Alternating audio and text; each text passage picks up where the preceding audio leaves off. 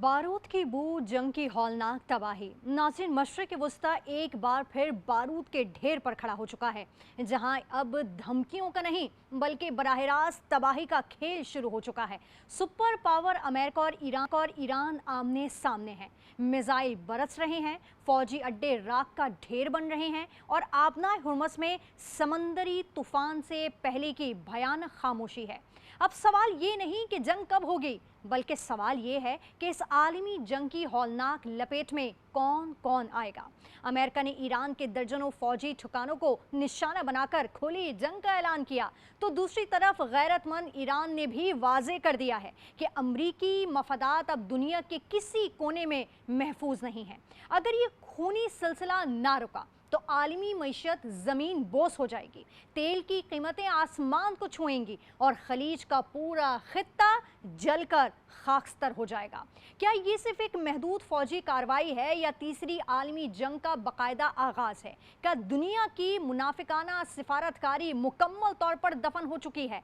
और सबसे बढ़कर अगर ये आग मजीद फैली तो पाकिस्तान के पास इस सिफारती और अस्करी दलदल से बचने का क्या रास्ता है? इन्हीं सुलगते हुए और सनसनीखेज सवालात के कड़वे सच जानेंगे। दिफाई उमूर के मुमताज़ माहिर हैं, retired air commodore Khalid Chishti साहब इस वक्त हमारे साथ मौजूद हैं। बेहद शुक्रिया खालिद साहब हमारे लिए वक्त निकालने। खालिद साहब, अमरीकी दावा कर रहा है कि इसने ईरान के दर्जनों अहम फौजी अहदाफ को तबाह कर दिया है, लेकिन सर हम देख रहे हैं कि जबकि ईरान उसे गीदड़ भभकी करार दे रहा है, आपकी नज़र में अस्करी तौर पर इस वक्त किसका पलड़ा भारी नजर आ रहा है?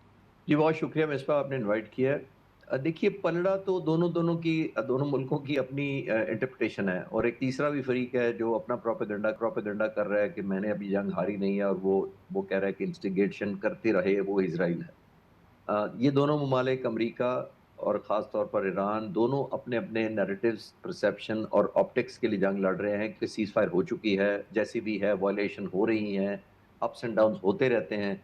लेकिन क्योंकि यहाँ पे एक बहुत स्ट्रॉन्ग दोनों तरफ एक ऑपोज़िशन भी है। यहाँ ईरान के अंदर आईआरजीसी है, ज़ाहिर है हार्डलाइनर है, उनका नुकसान हुआ है। 1 साल के अंदर उनके 87 लीडर शहीद हुए हैं, तकरीबन 19 न्यूक्लियर साइंटिस्ट मारे गए हैं, 20,000 इस जंग में सिर्फ जो इंस्टीट्यूट्स और उनकी जो इंफ्रास्ट्रक्चर है वो तबाह हुए हैं, तकरीबन 4,000 लोगों ने की जानें गई हैं। तो ये एक एलिमेंट ऑफ रिवेंज भी नज़र आता है ईरानियों के अंदर, और इसीलिए कुछ हार्डलाइनर्स हैं। दूसरी तरफ अमेरिका अभी भी सुपर पावर है, अभी भी उसकी मिथ बहुत ज़्यादा है, चाहे वो रेलेवेंस कम हुई है, वो लेदर डिबेट करते हैं, हमारे लिए तो अभी भी वो स्ट्रॉन्ग है। प्रेज़िडेंट ट्रंप पर फिर नेतन्याहू फैक्टर है बहुत ज़्यादा। नेतन्याहू ये चाहता है बुनियादी तौर पर कि जंग किसी तरह जारी रहे, और अगर ये जारी नहीं रहती तो कम से कम नो वॉर नो पीस के दरमियान लटकी रहे। क्यों? क्योंकि वो चाहता है कि मैं साबित करूं कि ईरान जब तक ये हुकूमत रजीम चेंज नहीं होती, उसके न्यूक्लियर बैलिस्टिक मिसाइल्स प्रोग्राम खत्म नहीं होता, वो चैन से नहीं बैठेगा। क्योंकि उसके लिए, नेतन्याहू के लिए बुनियादी तौर पर ये जो अमन हुआ है, जैसा भी हुआ है, एमओयू हुआ है, ये सुइसाइडल है। ये एग्जिस्टेशनल थ्रेट है उसको। उसका सर्वाइवल नहीं है कि अगर ये अमन हो गया तो मैं अपने लोगों को क्या बताऊं।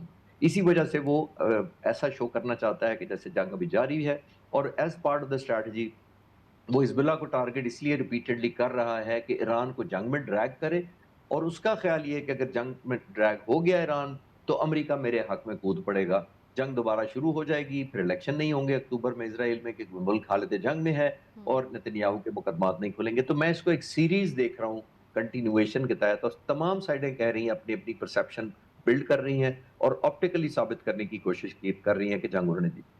लेकिन सर, जिस तरह आपने इंतखाबात का सर जिक्र किया है, तो सर अमेरिका और इसराइल दोनों में अक्टूबर और नवंबर 2026 में इंतखाबात होने वाले, तो क्या ये पूरा अरसा इसी तरह इंतहाई कशीदा सर और फिर गैर यकीनी सूरत हाल में ही रहेगा? देखिए, बुनियादी तौर पर नेतन्याहू ने बिल्ड कैसे किया था? वो बिल्ड ऐसे किया था, एक अपने परसेप्शन जो है प्रेज़िडेंट ट्रंप के ज़हन में, और उन्होंने ये साबित करने की ईरान को कोशिश की थी कि ईरान की जो लीडरशिप है वो इर्रेशनल है और सुइसाइडल है। जब इर्रेशनल और सुइसाइडल की हो हाइपोथेटिकली, तो ना डिप्लोमेसी काम करती है, ना डिटरेंस काम करती है उसके खिलाफ। तो नेतन्याहू ने अमेरिकी सदर को ये कन्विंस किया कि अगर डिटरेंस और डिप्लोमेसी फेल हो तो एक ही तरीका होता है ऐसे सो कॉल्ड सुइसाइडल, जो उनके पर्सपेक्टिव से, कि प्रीएम्प्ट किया जाए, यानी पहले हमला कर दिया जाए, इससे पहले कि कोई आपको मार दे, आप उसको मार दें। तो ये कह के तो वो लेके आया था। हम्म। अब क्योंकि नहीं वो मिलिट्री ऑब्जेक्टिव हासिल हुए, तो वो इन बिटवीन, जैसे मैंने पिछले सवाल के जवाब में अर्ज़ किया कि वो हैंगिंग चाहता है कि इन हम्म। बिटवीन रहे, हम्म। और जब वो हैंगिंग रहेगी तो उसका फ़ायदा रहेगा।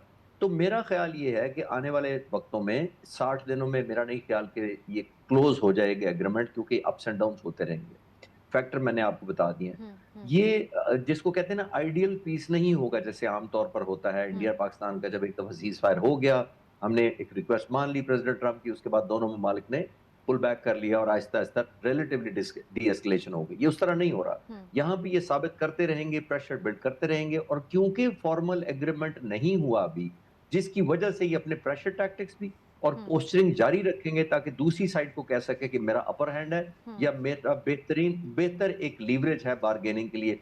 फॉर एग्जांपल ईरान ने जैसे स्टेट ऑफ हॉर्मोज पे कर रहा है। जब आपसे बात करेंगे तो फिर आगे बात करें। लेकिन खालिद साहब, एक तरफ हम देख रहे हैं कि अमेरिका और ईरान का तनाज़ा भी चल रहा है, दूसरी जानिब सर इसराइल और लबनान शाम में बफर जोन कायम करके सर इलाकाई तसल्लुत ग्रेटर इसराइल डिज़ाइन को भी बढ़ा रहे हैं। सर आप क्या समझते हैं, ईरान अमेरिका कशीदगी का फ़ायदा उठाकर क्या मशरिक़ वुस्ता का जोग्राफियाई नक्शा मुस्तकिल तौर पर बदलने की कोशिश की जा रही है?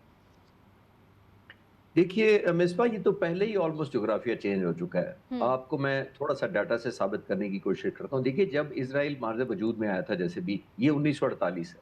1948 में जो ज्यूज के अंडर यूज या ऑक्युपाइड जो ज्यूज ने की हुई थी जमीन इस पूरे खत्ते के अंदर, वो सिर्फ इस इलाके का 6% थी। और अब आप 80 साल बाद तकरीबन देख रहे हैं, इस वक्त तकरीबन 78% इसराइल के पास है। तो क्या हुआ? लेजिटिमेट जमीन है। हर जो नेबरिंग मुल्क है, गोलान हाइट्स थी और गाजा था, अब लेबनान है, उसने एक्सपेंशनिज्म का अपना जो पोस्चरिंग है, मैनिफेस्टेशन है और एक ग्रेटर डिजाइन इसराइल का है, वो जारी किए हुए है। बिल्कुल आपने ठीक इशारा किया मिसबा कि इसराइल बुनियादी तौर पर बड़ी जंग को एक पोजीशनिंग के लिए इस्तेमाल करता है। यानी जब दुनिया के कैमरे, आप, मैं, मीडिया, तमाम एनालिस्ट बात कर रहे हैं अमेरिका वर्सेस ईरान, तो चुपचाप उसने इन्वेजन शुरू कर दी। अब ऑलमोस्ट 1 मिलियन लोग होमलेस हैं लेबनान के अंदर। फिर सबसे ज्यादा बढ़कर आप देखिए कि तकरीबन 4,500 के करीब लोग जानों से गए हैं। ईरान की जो जंग हुई है अमेरिका के खिलाफ, इसमें तकरीबन 3,500 से पौने 4,000 का एस्टिमेट लगाया जा रहा है जो शहादतें हुई हैं। जो लेबनान में शहादतें हुई हैं इजरायली हमले में, अकेले इजराइल के हमले में, वो कुछ 4 से 4,500 तक पहुंची हुई हैं। तो इसका मतलब है कि वो बेसिकली जेनोसाइड कर रहा है कि वहां जिंदा ही ना लोग बचें, उनको एलिमिनेट कर दिया जाए। गोलियां मारी जा रही हैं, राशन स्टॉपेज की जा रही है, ताकि वहां एड, ह्यूमैनिटेरियन एड भी ना पहुंचे, ताकि लोग खुद ब खुद विथड्रॉ कर लें और वो कैप्चर करता जाए। तो बिल्कुल मैंने आपकी बात को सपोर्ट भी किया, थोड़ा सा इंफॉर्मेशन डाटा के साथ शेयर किया कि हुँ, बिल्कुल वो एक्सपेंशनिज्म को तूल देना चाहता है हुँ। Under the garb of another war जो अमेरिका और ईरान के दरमियान जारी। खालिद साहब, लेकिन क्या ईरान के पास वाकई ऐसे तवील फासले तक मार करने वाले मिसाइल या फिर ड्रोन्स मौजूद हैं सर, जो खित्ते में मौजूदा तमाम अमरीकी बहरी बेड़ों और फौजी अड्डों को राख का ढेर बना सकें? देखिए, बुनियादी तौर पर मेरा नहीं ख्याल, पहले ये देखें कि ईरान के मुकाबले में इसराइल का जोग्राफिया कितना बड़ा है। अब हम सब जानते हैं, और आपके व्यूअर्स के इंटरेस्ट के लिए मैं दोबारा रिफ्रेश कर देता हूँ कि देखिए, ईरान की निस्बत इसराइल जोग्राफी में 70 गुना छोटा है। हुँ, 70:1 की तो रेशो है। एग्ज़ैक्टली। तो इतना छोटा मुल्क है, जिसका मतलब है कि टारगेटिंग, थोड़ी सी भी टारगेटिंग हुई तो उनकी तो पूरी की पूरी ऑलमोस्ट जो 90 लाख और 1 करोड़ की आबादी है, वो इनसिक्योरिटी में चली गई थी पिछली दफा जंग में। बंकर्स में सोई थी, उनकी राशनिंग शॉर्ट हो गई थी, बिजली चली गई थी हॉस्पिटल्स की। तो तब इज़राइल के लोगों ने तब रियलाइज़ किया कि जो वो मज़ालिम उनकी फ़ौज दूसरे मुल्कों पर ढाती आई है, ख़ासतौर पर गज़ा में पिछले ढाई 3 सालों में, तो तब उन्होंने तकलीफ महसूस की होगी इज़राइल के लोगों ने, कि किस तरीके कैसा लगता है बंकर्स में सोना, राशनिंग शॉर्ट होना, इनसिक्योरिटी, सर के ऊपर बॉम्ब गिर रहे हैं, आपके बिछड़ जाते हैं प्यारे लव्ड वन्स, आपसे जुदा हो जाते हैं। तो आई थिंक उन्होंने पहली दफा पेन देखी है। हुँ, अब कमिंग बैक टू इट, कि ईरान ने जो प्रोहिबिटिव कॉस्ट पिछली दफा इम्पोज की थी मई 2025 में, इस दफा उनकी बॉम्बिंग, मैं ट्रैकिंग कर रहा था थोड़ी सी उनके मतलब उनका डाटा कि कितनी एक्यूरेसी से मारा है। इन्होंने अपने इस साल के अंदर अपनी बहुत ज्यादा इंप्रूव की है लेथैलिटी और एक्यूरेसी हुँ, और deception against the air defence systems. हुँ, जिसका मतलब ये है कि इनको रीविजिट नहीं करना पड़ा उन जगहों को जिनको तबाह किया। रीविजिट तब करते हैं कि आपने एक बिल्डिंग तबाह करनी करनी है, वो 60% तबाह हो गई है, फिर आपको रीविजिट करना पड़ता है कि रिमेनिंग 40% को भी मारना था हमने। हुँ, तो रीविजिट मिनिमाइज हुए, जिसका मतलब इनकी एक्यूरेसी ज्यादा थी, जिसका हुँ, मतलब ये है कि उनका एयर डिफेंस सिस्टम फेल हुआ हुँ, इसराइल का, हुँ, जिसका मतलब है कि वो मिथ, वो जोम और वो गुरूर टूटा कि इसराइल तो इम्प्रेग्नेबल है, वहां तो हुँ, ब्रीच ऑफ हो ही नहीं सकता एयर डिफेंस का। तो ये एक न्यू फाउंड रियलिज्म ईरानियों के लिए भी कॉन्फिडेंस था, हुँ, पूरा तबाह ना भी करे, एक डिटरेंस क्रिएट करनी होती है, एक एलिमेंट ऑफ इनसिक्योरिटी आपने पूरी कौम में जब पैदा करते हैं तो वो इटसेल्फ विल टू फाइट को इफेक्ट करती है। लेकिन खालिद साहब, नेटो पहले ईरान के साथ था, लेकिन अब नेटो ने जो है वो अमेरिका के बयान, डोनाल्ड ट्रंप की जो है हिमायत की है। अब नेटो भी जो है सर वो ईरान के हमरा नहीं है, तो सर आप क्या समझते हैं? और फिर ईरान ने भी यूरोपीय ममालिक को मुनाफिक करार दे दिया है, तो सर इस बयान को आप किस तरह देखते हैं? और क्या इंकशाफात से पूरी ममालिक जो जो यूरोपीय ममालिक हैं, इसके अंदर अवामी सतह पर कोई बड़ा सियासी बहरान भी पैदा हो सकता है क्या? मिसबा देखिए, ईरान को इस वक्त एक इसमें कोई शक नहीं है कि मज़ाकरात में एडवांटेज है, उसको बहुत ज़्यादा फ़ायदे या डिविडेंड्स मिल गए हैं। यानी स्टेट ऑफ होर्मुज़ है, कंपनसेशन है, असासे रिलीज़ होने का है, लॉन्ग टर्म में उनका प्रोग्राम जो न्यूक्लियर था, उस पर कोई ख़ास पाबंदी हमें नज़र नहीं आई। तो ईरान को बड़ा केयरफुल रहना पड़ेगा, हम्म, क्योंकि देखिए अभी भी इस खित्ते में तकरीबन 50,000 अमेरिकन फ़ौजी हैं। अगर 50,000 का आप इवैल्यूएट करें कि कितनी बड़ी ताकत होती है, तो मैं कंपैरिज़न अर्ज़ कर देता हूँ, तकरीबन दुनिया में 192 ममालिक हैं इस वक़्त। हम्म, 192 192 मुल्कों में से 140 मुल्कों की जो फ़ौज की तादाद है, वो 50,000 से कम है। हम्म, तो ज़रा विजुअलाइज़ करें कितनी बड़ी फ़ौज ये इस खित्ते में मौजूद है। अब हम्म, ऐड करें नेतन्याहू का प्रेशर, अब ऐड करें ट्रम्प का जो ज़ोम कि हम इनविंसिबल हैं, इनवल्नरेबल है हमारी जो फ़ौज है, हम्म, हमारी जो मुल्क है, हमारी जो मिलिट्री है। तो ईरान को चाहिए कि एक ऐसी थ्रेशोल्ड ना क्रॉस कर जाए कि जो गेन हुआ है वो भी लूज़ हो जाए। हम्म, तो बड़ी थिन लाइन है जो दरमियान में चलना पड़ेगा, क्योंकि स्पॉयलर्स बहुत हैं। Coming hmm, back to NATO, hmm, NATO ने साथ नहीं दिया अमेरिका का। अब तो हम्म, न्यू फाउंड लीवरेज है, वो ताल्लुकात अपने रिवाइव करना चाहते हैं। जब जंग खत्म हो गई है तो वो अमेरिका से दोस्ती इस किस काम की अब?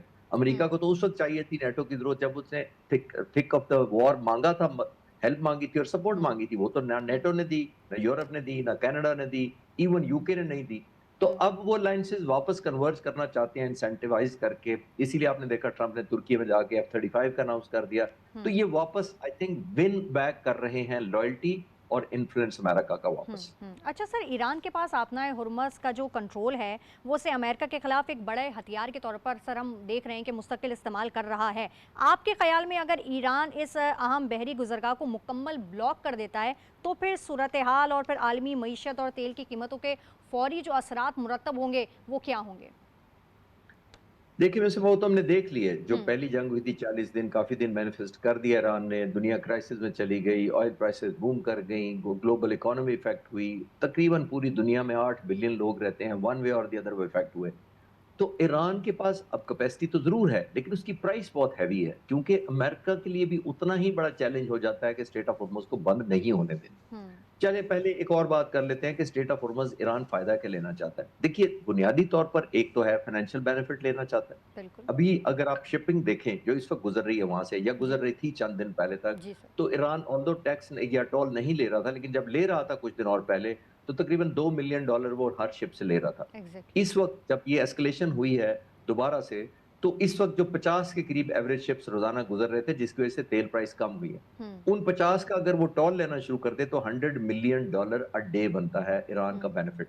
ऊपर से अगर साल का निकाले तो $36 बिलियन ईरान कमाता है। ये तो चले बेनिफिट है, ईरान जो लेना चाहता है, ये कि मुझे लगता है कि वो बार्गेन के तौर पे यूज़ कर रहा है। शायद उसको भी पता है कि वो hmm, life long throughout maintain नहीं कर पाएगा ये प्रेशर को। दूसरा ईरान फ़ायदा उठाना चाहता है, मेरी नज़र में, वो स्ट्रेट ऑफ हॉर्मुज़ को as a buffer zone use करना चाहता है। दैट ठीक है। मीन्स कि जो आएगा यहाँ पे मेरी मर्ज़ी से यहाँ एंटर होगा। जैसे एग्जैक्टली। अपने घर की आप दीवार थोड़ी-सी एक्सटेंड कर देते हैं, तो आपको पता है कि यहाँ तक एंट्री मुझे खबर हो जाएगी, मुझे पता। तो अपनी नज़र रखना चाहता है, इन्फ्लुएंस बढ़ाना चाहता है और जैसे मैंने अर्ज़ किया, बफर ज़ोन करना चाहता है। लेकिन हम्म, वार्निंग इसके अंदर आखिरी सेंटेंस ये है कि प्रेज़िडेंट ट्रंप के लिए भी उतना ही चैलेंज हो जाता है, बिकॉज़ ये इंसल्टिंग है कि वो सुपर पावर छुड़ा ना सके और अपनी रेट कायम कर दे। तो जितना उसके लिए अट्रैक्शन है ईरान के लिए, इसको कंट्रोल करना, हम्म, अमेरिका और नेटो के लिए भी काउंटर अट्रैक्शन हो जाता है इसको छुड़ाना। हम्म, तो आई थिंक उस कॉन्फ्लिक्ट में पड़ने से बेहतर है कि ईरान एमिकेबली टेबल पर इसको कंक्लूड कर ले। बिल्कुल सर, मैं यही सवाल आपसे करना चाह रही थी। इसके साथ साथ ये भी मैं इंक्लूड करना चाहूँगी कि सर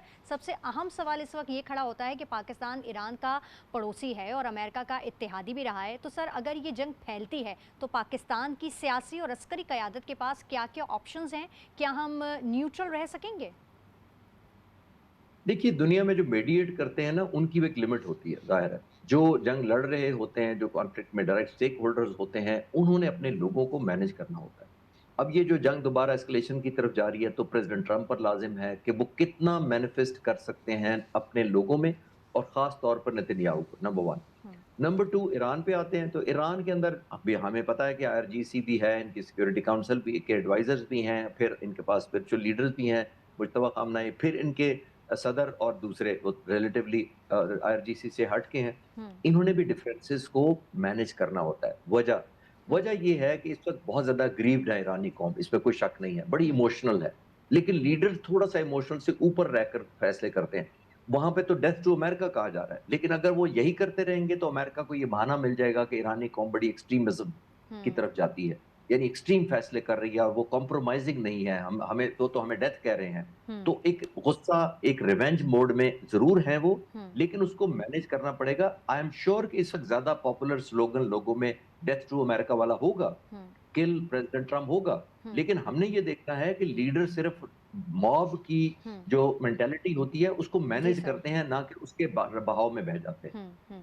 ठीक है सर, बेहद शुक्रिया आपका हमारे लिए वक्त निकालने के लिए। ईरान और अमेरिका के दरमियान बढ़ती हुई कशीदगी सिर्फ दो ममालिक का मामला नहीं रही है, बल्कि इसके असरात पूरी दुनिया महसूस कर रही है। एक गलत फैसला, एक गलत हमला या फिर एक गलत अंदाज़ा पूरे खित्ते को ऐसी जंग में धकेल सकता है जिसके नताइज बरसों तक भुगतना पड़ेंगे। देखना यह है कि बंदूक बोलती है या फिर सिफारतकारी कामयाब होती है। खालिद चिश्ती साहब, प्रोग्राम में शिरकत के लिए और अपने तजिए का देने के लिए बेहद शुक्रिया आपका। यहाँ लेंगे एक ब्रेक।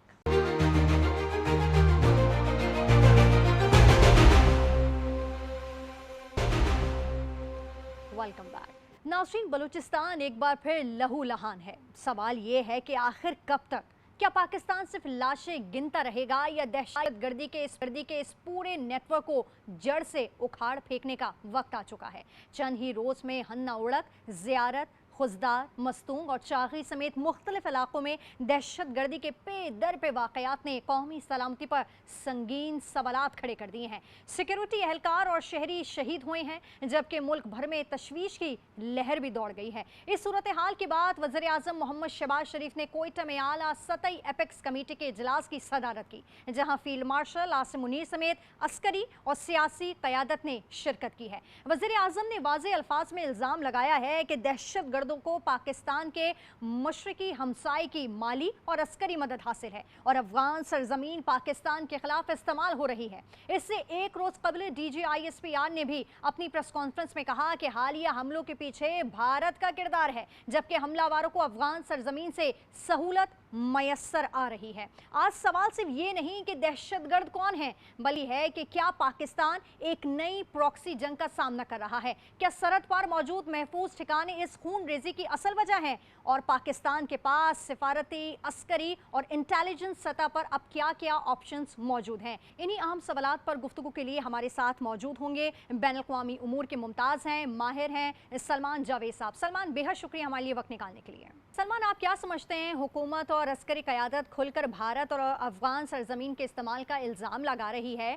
अब आप क्या देखते हैं कि बैनुल-अक़वामी सतह पर इन दावों का मौसर अंदाज में पेश करने के लिए पाकिस्तान को अब क्या सिफारती हिकमत अमली मुरतब करनी चाहिए? बहुत शुक्रिया। मेरा ख़्याल है कि पाकिस्तान के पास इस वक्त जो डिप्लोमेटिक लेवरेज मौजूद है, बिलखसूस मई 2025 के बाद और फिर जो ईरान और अमेरिका के दरमियान जो माहिदा पाकिस्तान ने मीडिएट करवाया है, उसका पाकिस्तान को भरपूर फ़ायदा उठाना चाहिए। एक तो ये कि ज़ाहिर है ये पाकिस्तान को भारत जो है वो किसी तरीके से ज़िच करने की कोशिश कर रहा है, सज़ा देने की कोशिश कर रहा है।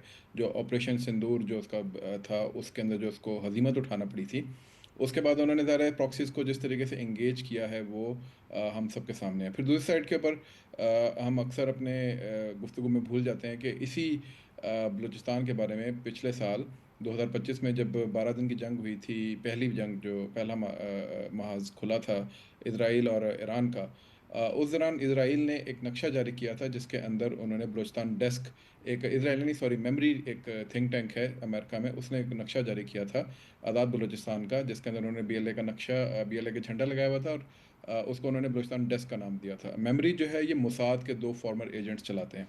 उन्होंने जिस शख्स को इसका सरबराह मुकर्रर किया, इस डेस्क का इसका हेड मुकर्रर किया, वो मीर यार बलोच थे और वो बाद में पता चला कि इंडिया में बैठे हुए हैं। ये एलन मस्क की जो एक्स है उसकी लोकेशन से सबको मालूम पड़ गया। अब ये आपको जब नेक्सस नज़र आता है तो पता चलता है कि इस वक्त जितनी भी एस्केलेशन है बलूचिस्तान में, ये कोई ढकी छुपी नहीं है, बल्कि ये बड़ी ओवर्ट किस्म की है, कोवर्ट भी नहीं है। यानी जो लोग इसके अंदर स्टेक होल्डर्स हैं वो बाकायदा खुल के सामने आ गए हैं। तो पाकिस्तान को अब अपने डिप्लोमेटिक लेवरेजेस जो हैं वो इस्तेमाल करते हुए ना सिर्फ ये कि इसको बहुत अच्छे तरीके से बैन अवी सतह के ऊपर जो डिफरेंट स्टेक होल्डर्स हैं, रीजनल स्टेक होल्डर्स हैं, उनको ऑनबोर्ड करना चाहिए। दूसरा ये कि पाकिस्तान को एक फ़िज़ा अब बनानी चाहिए कि अगर पाकिस्तान जो है वो अब इसको एस्केलेट करता है और जंग को उस तरफ लेके जाता है जहाँ पे से ये हम पे मुसल्लत की जा रही है, तो फिर दुनिया जो है उसके ऊपर हमें दोबारा सरजनिश ना करे।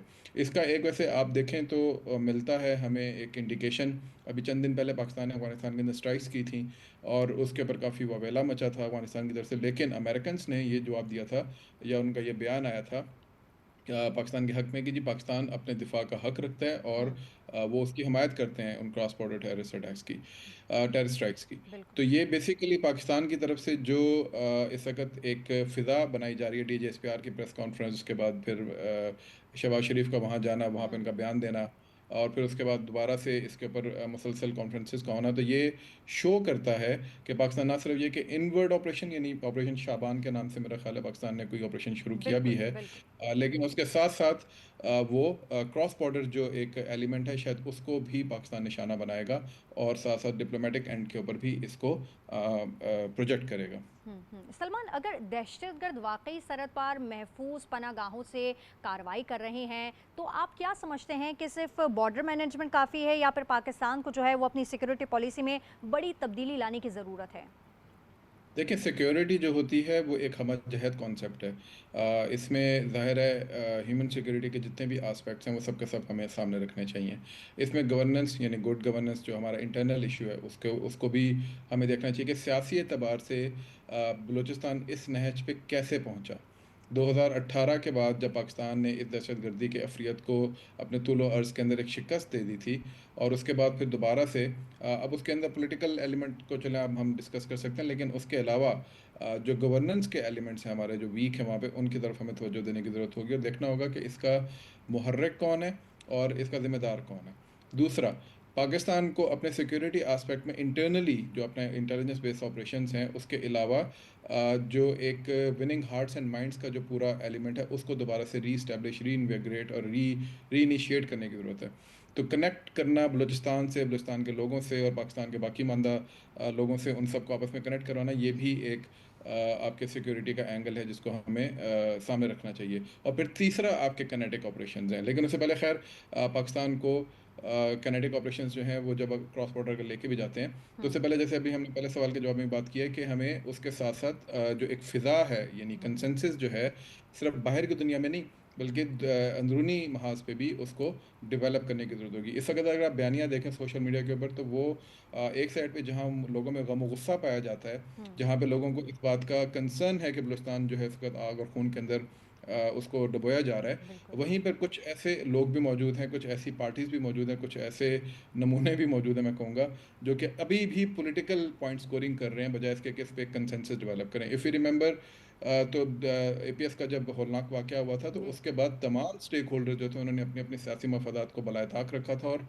वो एक APC के अंदर सारे जमा हो गए थे। हालांकि उसके अंदर भी से भी कुछ लोगों ने कुछ ऐसी वैसी बातें की थी, लेकिन बहरहाल एक जनरल 99% कंसेंसस था। हम्म। इस वक़्त जो है वो हमें ये नज़र आता है कि एक बाकायदा फ़िज़ा बनाई जा रही है कि किसी तरीके से ऑपरेशन को और काइनेटिक ऑपरेशंस को किसी तरीके से पुश बैक मिले, यानी पाकिस्तान उस तरफ ना जाए। मेरा ख़्याल है कि पाकिस्तान को इस मामले में बिल्कुल भी अब कोई वो नहीं रखनी चाहिए, बात नहीं रखनी चाहिए जी। कि अपीज़मेंट की जो पॉलिसी है, हम्म। सियासी जमातों की भी, जी। सियासी स्टेक होल्डर्स की भी, सरदारों की हम्म। भी, गवर्नमेंट में जो लोग बैठे हैं और पाकिस्तान मुखालिफ काम कर रहे हैं, और उन लोगों के भी जो अपने आप को सरमाचार कहते हैं, लेकिन और सलमान, उनके सवाल यहाँ पर ये सपोर्ट पैदा फार्मर्स होता की। है कि पाकिस्तान के लिए इस वक्त सबसे बड़ा चैलेंज क्या हो सकता है? दहशतगर्द तंजीमें हैं या फिर उनके सहूलतकार हैं या फिर बैरूनी सपोर्ट है जो कि इस नेटवर्क को चला रहा है, इस नेक्सस को चला रहा है? देखिए, पाकिस्तान का जो सबसे बड़ा इस वक्त चैलेंज है जो मैंने पहले भी अभी कहा, वो इंटरनल कंसेंसस है। यानी आप अपनी कौम को इस बात से बचाने के ऊपर लगें कि डिस्पेयर की तरफ नहीं जाना, होपलेसनेस की तरफ नहीं जाना, रेजिलियंस की तरफ लेकर आना है। That is the first line of defence. ये ख़त्म हो जाए तो दुश्मन देखे ना जीत गया, वो तो एक छोटा सा अटैक करेगा या बड़ा अटैक करेगा, आपको वो डिस्पैरिटी के अंदर, होपलेसनेस के अंदर ले जाता है। दूसरी चीज़ फिर जो है उसके अंदर उसके ज़ाहिर है जो अंदरूनी सहूलतकार हैं, यानी अंदरूनी सहूलतकार उसी वक्त पैदा होते हैं जब आपके अंदर डिस्पेयर पैदा होता है, जब लोग मायूस होना चाहते हैं, जब रियासत के रिट के ऊपर उनको एतमाद नहीं रहता, जब रियासत के साथ इमरानी मुआहदे पे उनको एतबार नहीं रहता। और फिर तीसरा उसके बाद आता है उनकी सेंचुरीज जहाँ पर मौजूद है, यानी अफगानिस्तान। और फिर उससे ऊपर सबसे ज़ाहिर है जो बैरूनी स्टेक होल्डर्स हैं, जैसे इंडिया है या कोई और है या मोसाद है, अगर वो इसके अंदर इन्वॉल्व है। तो ये फिर हॉस्टाइल एजेंसीज जितनी भी हैं जो कि इस सारी चीज़ को पुश कर रही हैं। तो पाकिस्तान को लेयर टू लेयर इन सारी चीज़ों को एड्रेस करने की ज़रूरत है, लेकिन ज़ाहिर है ये पैरेलल में सारी चीज़ें चलेंगी। जी। ठीक है सलमान, लेकिन अफगानिस्तान की अबूरी हुकूमत 12 इन पर इल्ज़ामात की तरदीद करती रही है और हमने भी यही चीज़ें देखी हैं, लेकिन ऐसे में पाकिस्तान के पास आप क्या समझते हैं कि दबाव बढ़ाने के लिए कौन से मौसर जो सिफारती और फिर इलाकाई ऑप्शंस जो हैं वो मौजूद हैं? देखिए, पाकिस्तान मेरा ख़्याल है कि जो सिफारती जितने भी चैनल्स हैं उनको एग्जॉस्ट कर चुके हैं। ये तो मैं बहुत पहले से, जब पहले भी पाकिस्तान ने स्ट्राइक्स करना शुरू की थी, मैं उस वक़्त भी कहता था, ये मेरा मौक़िफ़ उस वक़्त भी था कि पाकिस्तान ने अपने जितने भी चैनल्स थे सिफारती, चाहे वो ट्रैक 1 के हों, चाहे ट्रैक 2 के हों, वो सब के सब एग्जॉस्ट किए हैं। लेकिन उसके बावजूद अफ़गानिस्तान की तरफ से आपको किसी भी किस्म की कोई अच्छी बात सुनने को नहीं मिलती या कोई अच्छी पॉलिसी देखने को नहीं मिलती। तो इसका मेरा ख़्याल है कि फिर अब जवाब वही बनता है पाकिस्तान को, कि वो इसको प्रॉपर काइनेटिक्स होते हैं, यानी सिर्फ बॉर्डर एरियाज़ के अंदर नहीं, उन जगहों पे जहाँ पे आपने इनको रखा हुआ है, जहाँ पे इन्होंने छुपाया हुआ है अफगानिस्तान वालों ने, वहाँ जाकर इनको स्ट्राइक करें। Number one. नंबर टू, इलाकाई सतह के ऊपर पाकिस्तान को ज़ाहिर है सेंट्रल एशियन रिपब्लिक हो गई या ईरान के साथ इस वक्त हमारे बहुत अच्छे ताल्लुकात हैं, उनको और चाइना को अगर हम ऑन बोर्ड कर लेते हैं, तो मेरा ख्याल है कि पाकिस्तान के पास एक अच्छा लेवरेज आ जाएगा डिप्लोमेटिकली रीजन के अंदर इनके ख़िलाफ़ एक अच्छी कार्रवाई करने का और उसका एक बुनियाद बनाने का। दूसरा, इंटरनेशनल फोरम्स के ऊपर ऑलरेडी पाकिस्तान जो है इस वक्त, जैसे मैंने कहा, एक डिप्लोमेटिक लेवरेज वाली पोजीशन रखता है। जी। तो अमेरिकन्स आपके साथ हैं अगर, तो ज़ाहिर है यूरोपियंस भी इसके ऊपर ज़्यादा बातचीत नहीं करेंगे। हाँ, अलबत्ता ज़ाहिर है हमें अपने जो भी काइनेटिक ऑपरेशंस करने हैं तो उसमें हम हमेशा ये कोशिश करते हैं, हमारी प्रोफेशनल अफवाज हैं वो ये कोशिश हमेशा करती हैं कि हम कोई भी ऐसा वाक़या ना वक़ूफ़ पज़ीर हो जिसकी वजह से कोई गैर ज़रूरी इंसानी जानें जो हैं वो ज़ाया हों। लेकिन जो टेररिस्ट हैं, जी। इनको अब आपको हॉट परसूट करना पड़ेगा, और टेररिस्ट के जो हैंडलर्स हैं या सेंचुरीज जिन्होंने दी हुई हैं, जो इनके वहाँ पे लोग बैठे हैं, जो जो तालिबान की इलिजिटिमेट, जैसा DGSPR ने इनको अब नया नाम दिया, इलिजिटिमेट रजीम है तालिबान की। जब तक आप if you will not go for the head of the snake, तो ये तो हाइड्रा है, ये तो एक आप मारेंगे दूसरे 10 निकल आएंगे। So you need to go after them.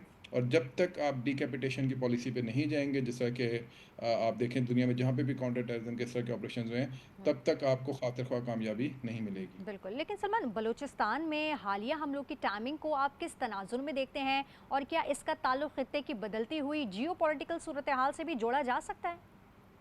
जी बिल्कुल, मैंने पहले भी आपको बताया कि पाकिस्तान का जो इस वक़्त एक डिप्लोमेटिक स्टैचर है, और जिस तरीके से पाकिस्तान जो है वो अपने मकासद की आबियारी के लिए अपने आप को इंटरनली मजबूत करने की कोशिश कर रहा था, तो डेफ़िनेटली ये इस चीज़ का बहुत बड़ा एक अंदिया है, इंडिकेशन है कि जो दुश्मन है आपका, उसको इससे काफ़ी ज़्यादा तकलीफ़ है। ज़ाहिर है आप सिर्फ चाइनीज़ इन्वेस्टमेंट तो नहीं लेकर आ रहे हैं ना यहाँ पे, अब आपके पास सऊदी इन्वेस्टमेंट जो है वो भी आने को तैयार हो गई थी, अब आपका ईरान के साथ भी रास्ता खुलने वाला था। उसके बाद आप जो है वो ईरान के साथ ऑलरेडी एक कॉरिडोर इस्टेब्लिश कर चुके थे जो कि सेंट्रल एशिया की तरफ जा रहा था, और ये सारे रास्ते बलूचिस्तान से होकर गुजरते हैं। और उसके बाद फिर आप जो है वो बाकी जैसा कतर है या कोई और ममालिक हैं वो भी आने को तैयार थे आपके पास। तो एक FDI का एक बहुत बड़ा चंक जो है वो नज़र आ रहा था कि अगले 5-10 सालों के अंदर पाकिस्तान के अंदर आ सकता है। तो उस चीज़ को सब अटैच करने के लिए ज़ाहिर है वही लोग जो कि इस पूरे ख़त्ते को वॉलेटाइल रखना चाहते हैं, ताकि उनके हेजेमोनिक डिज़ाइंस जो हैं वो इस्टेब्लिश रहें यहाँ पे, ताकि पाकिस्तान का जो सर्वाइवल है वो ख़तरे में रहे। ज़ाहिर है उन्होंने ये सारी की सारी कार्रवाई जो वो करना शुरू की है, और फिर वो जो हज़ीमत उनको 2025 के अंदर मिली थी, मई 2025 में, उसको मुसलसल वो कोशिश कर रहे हैं कि किसी तरीके से रिवर्स कर सकें। तो उसको कभी आप देखेंगे कश्मीर के अंदर उनके परवरदा लोग जब वो खड़े हो जाते हैं, कभी KP के अंदर उनको आपको अटैक्स नजर आएंगे, और अब बलूचिस्तान को उन्होंने आग और खून में नहलाया हुआ है। तो ये चीज़ जो है ये तो बिल्कुल टाइमिंग से तो इसका ताल्लुक है ही है, लेकिन ये बाकायदा एक स्ट्रेटजिक गेम प्ले है जो कि हमें नज़र आता है कि जो कि पाकिस्तान और इसके खत्े के जो हमारे सूबे हैं उनके खिलाफ खेला जा रहा है। अच्छा, हम यही देख रहे हैं सलमान के हमारी जो इंटेलिजेंस फोर्सेस हैं, हमारी जो फ़ौजी जवान हैं, वो मिलकर इस चीज़ का मुकाबला तो कर रहे हैं। लेकिन अगर सिर्फ स्पेसिफिकली बलूचिस्तान की आवाम की बात की जाए, उनके नौजवानों की बात की जाए, तो आप क्या समझते हैं कि इन तमाम तर सूरत हाल में एक एतमाद का फुकदान भी जो है वो जन्म दे सकता है? लेकिन इस तमाम तर सूरत हाल को काबू करने के लिए आप क्या समझते हैं कि हुकूमत को किन शोबों पर फ़ौरी तवज्जो देनी चाहिए? गवर्नेंस देखें, सबसे पहली चीज़ है गवर्नेंस। आप गवर्नेंस को ठीक करेंगे, गवर्नेंस से जुड़ी हुई बाकी सारी चीज़ें, एजुकेशन, हेल्थ, इंफ्रास्ट्रक्चर, फैसिलिटीज़ जो कि उनको चाहिए। अनफॉर्चुनेटली ये एक कड़वी बात है। पाक बलूचिस्तान का जो सबसे बड़ा मसला इंटरनल है वो गवर्नेंस का है। और अनफॉर्चुनेटली जितने भी स्टेक होल्डर्स आज तक बलूचिस्तान के ऊपर किसी ना किसी तौर पे जोड़ तोड़ करके सियासी एतबार से अपने आप को मजबूत करके आए हैं और आके उन्होंने इस सीएम की या आप कह लें कि बाकी कुर्सियां उधर संभाली हैं वजारतों की, उन्होंने कुछ डिलीवर नहीं किया। और ये एक बहुत बड़ी बदकिस्मती है। टोटल बलूचिस्तान की आबादी 2-2.5 करोड़ के अंदर अंदर है, जो कि कराची, लाहौर और इस्लामाबाद की शायद आबादियों को मिला के भी इतनी नहीं बनती होगी। हम इन 3 शहरों में हमारी ज़्यादा आबादी होगी अब, हुँ। और उसको मैनेज नहीं कर पा रहे हम, जस्ट बिकॉज कि उसका लैंड मास बहुत बहुत बड़ा है। तो मेरा ख्याल है कि इस चीज़ को हमें सबसे पहले एड्रेस करने की जरूरत। दूसरा, बिल्कुल कोई हमने फोकस नहीं किया जब इस सारी कार्रवाई के ऊपर अमल हो रहा था कि आपके जो बच्चे हैं जो यूनिवर्सिटीज़ के अंदर जा रहे हैं उनके अज़ान और क़ुलूब को जिस तरीके से प्रागंदा किया जा रहा था, उनको ख़राब किया जा रहा था, उनके अंदर ये जहर भरा जा रहा था पाकिस्तान के ख़िलाफ़ मुख्तलिफ लिटरेचर के थ्रू, आपने उसके ऊपर कोई कार्रवाई नहीं की। तीसरा, खुद हमारी बड़ी यूनिवर्सिटीज़ जो कराची, लाहौर, इस्लामाबाद के अंदर मौजूद है, वहाँ पे इनका लिटरेचर और इनकी तहरीकों को आपने पनपने दिया एंड अपने नाक तले। तो ये कुछ हमारे लूप होल्स भी हैं जिनको हुँ, हमें हुँ, एड्रेस करने की ज़रूरत है। और मेरा ख्याल है कि जब हम इनकी तरफ फोकस करना शुरू करेंगे एक हुँ, साइड के ऊपर, हुँ। जैसे आपने सिक्योरिटी वाला सवाल किया था बिल्कुल, ना पहले, बिल्कुल तो सलमान, देखिए आपने उसके जो भी है वो बिल्कुल काफ़ी दुरुस्त कम किया फरमाया जा है। रहा बलूचिस्तान में बहने वाला हर कतरा खून सिर्फ एक सूबे का नहीं है बल्कि पूरे पाकिस्तान का नुकसान है। दहशतगर्दी के खिलाफ जंग सिर्फ बंदूक से नहीं लेकिन मजबूत इंटेलिजेंस, मौसर सफारतकारी, सियासी इत्तेफाक राय और फौजी यकजहती से जीती जाती है। आपकी बहस का मकसद भी यही था कि दहशतगर्दी के इस नए चैलेंज को सिर्फ एक वाक़या नहीं बल्कि एक बड़ी सिक्योरिटी इम्तिहान के तौर पर देखा जाए। सलमान जावेद साहब हमारे साथ मौजूद है सर, आपने हमारे अपना कीमती वक्त निकाला। यहाँ लेंगे एक ब्रेक।